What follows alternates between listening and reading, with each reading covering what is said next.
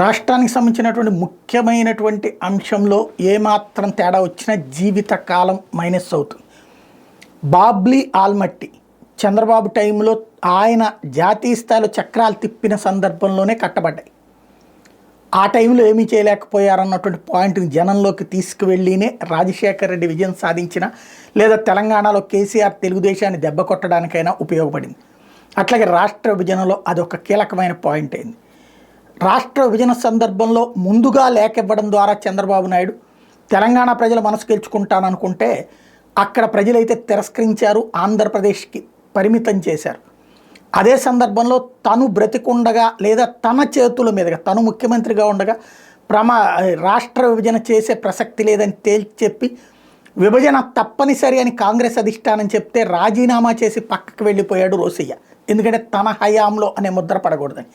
అదే సందర్భంలో ఆ ముద్ర వేయించుకున్న కిరణ్ కుమార్ రెడ్డి రాజకీయ సన్యాసమే తీసుకోవాల్సి వచ్చి చివరికి నానా తెప్పలు పడి ఇప్పుడు భారతీయ జనతా పార్టీ నాయకుడిగా సాగుతున్నారు. అంటే వాళ్ళ మీద ఆ ముద్ర ఉండిపోతుంది. ఇప్పుడు చంద్రబాబు గారికి అత్యంత క్లిష్టమైన కీలకమైనటువంటి పరీక్ష. తెలంగాణలో చంద్రబాబు గారి శిష్యుడు అనాలా, లేకపోతే చంద్రబాబు గారి సహచరుడు అనాలా, లేదా తెలుగుదేశం ప్రేమికుడు అనాలా, లేదా తెలుగుదేశం పుట్టించినటువంటి నాయకుడు అనాలా, రేవంత్ రెడ్డి అక్కడ ముఖ్యమంత్రి. ఇప్పుడు ఆంధ్ర తెలంగాణ కృష్ణా జల వివాదం వస్తే తెలంగాణలో ఉన్నటువంటి పత్రికలు హైలైట్ చేస్తుంది ఏంటయ్యా అంటే, దిశ లాంటిది ఎవరైతే రేవంత్కి బాగా క్లోజ్గా ఉండేటటువంటిది కృష్ణాలో పెరగనున్న తెలంగాణ వాటా అన్నటువంటి వార్తని హైలైట్ చేసింది. ఇందులో కీలకమైనటువంటిది ఏంటంటే సెక్షన్ 3 ప్రకారం కృష్ణా నది నీటి వాటాలో 70-30% తెలంగాణకు వచ్చే అవకాశం ఉంది. కృష్ణా బేసిన్లో లేని ప్రాంతాలకు ఆంధ్రప్రదేశ్ ఇన్నాళ్ళు ప్రభుత్వం వాడుకుంటున్న 512 టీఎంసీలకు రాబోయే రోజులు చెక్ పడబోతోంది.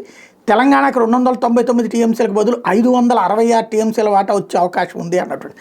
ఇదే నిజమైతే ఇది గనక జరిగితే శాశ్వతంగా చంద్రబాబుకి అతిపెద్ద మైనస్ అవుతుంది. అలాంటి పరిస్థితి రాకుండా చూసుకోవాల్సిన బాధ్యత చంద్రబాబు రాజకీయ భవిష్యత్తుని శాసించే తెలుగుదేశం పార్టీ భవిష్యత్తుకి ప్రమాదకరమైనటువంటి అంశం గుర్తుపెట్టుకోవాల్సి ఉంది.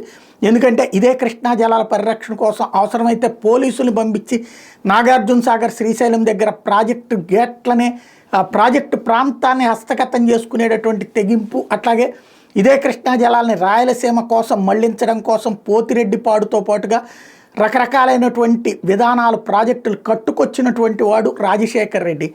అంతకుముందు సుదీర్ఘకాలం పాటు ముఖ్యమంత్రిగా ఉన్నప్పుడు అలా చేయలేకపోయినటువంటి చంద్రబాబు మీడియా ద్వారా అయితే తాను రాయలసీమకి చాలా చేశానని చెప్పుకుంటూ వచ్చారు. కానీ ఇప్పుడు ఇది జరిగిందంటే రాయలసీమ శాశ్వత నష్టపోతుంది, చంద్రబాబుకి మైనస్ అవుతుంది. ఇది దృష్టిలో పెట్టుకోవాల్సిన అవసరం ఉంది.